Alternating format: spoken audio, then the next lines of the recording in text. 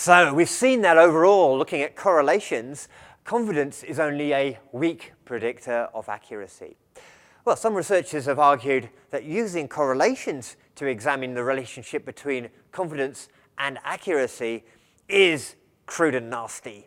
This is because a correlation only describes a simple one-to-one straight line relationship, where the real relationship might be more complex than this and might be contingent on other factors. So, what happens when we use more refined and sophisticated techniques to look at the accuracy-confidence relationship?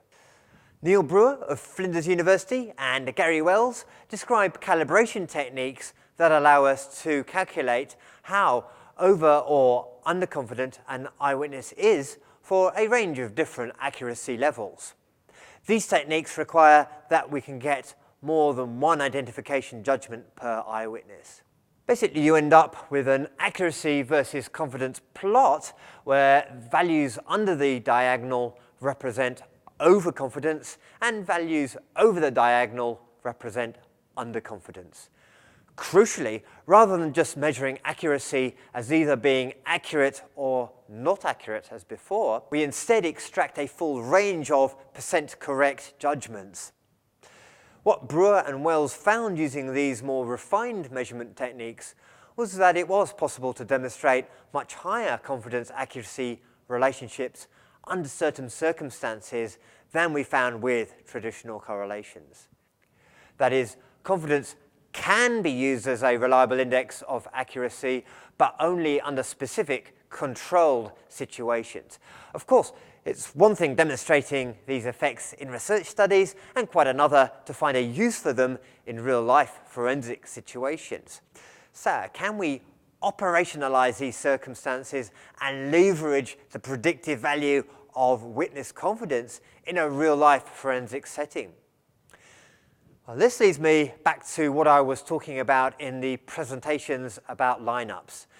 Is there a better alternative to the traditional lineup? Neil Brewer and his colleagues have devised just such a procedure, which takes advantage of what previous research has revealed about the circumstances under which an eyewitness's confidence is a good predictor of their accuracy.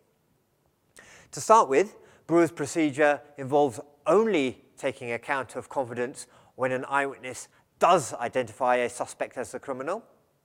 They don't ask the eyewitness to categorically identify anyone in the lineup as definitely being the criminal.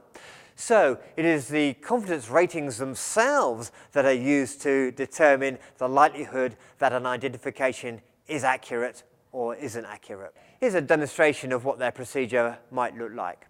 There are a few ways in which it differs from traditional lineups that we've already seen.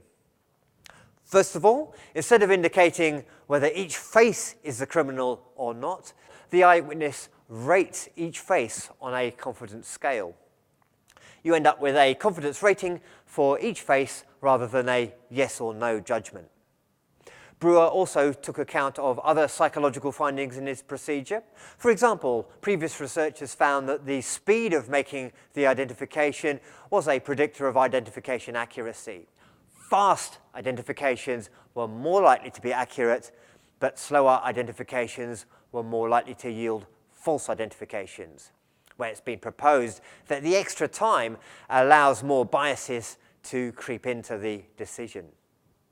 So in Brewer's procedure, eyewitnesses are allowed no more than 3 seconds to look at each person in the lineup and make their confidence rating.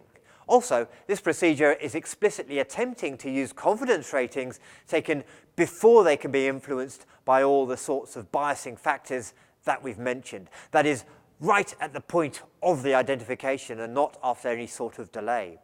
Finally, following the research described in the lineup presentation, eyewitnesses in Brewer's procedure view faces sequentially rather than simultaneously.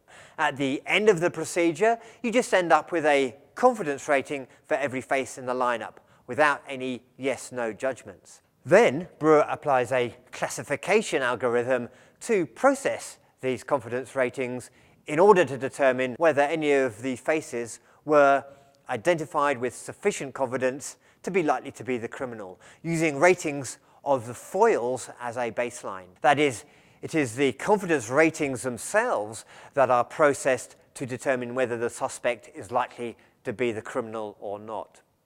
Brewer and his team then tested their new procedure head-to-head with a more traditional lineup and found that it substantially outperformed it in terms of generating accurate identifications. They reported that decision accuracy was between 24% and 66% higher under their new procedure as compared with under the traditional lineup procedure. So it's another example, like cognitive interview and EvoFit, of how applying psychological theory and research can potentially lead to useful improvements in a problematic aspect of the criminal justice system.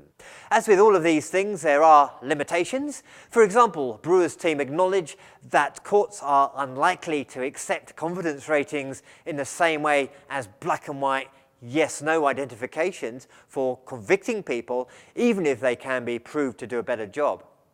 They also accept that in a courtroom setting, it's still the case that from a juror's perspective, an individual eyewitness's confidence is a poor predictor of their level of accuracy. However, they argue that at the level of the police investigation, there is no reason why their new technique couldn't be used to improve eyewitnesses' ability to identify the right person.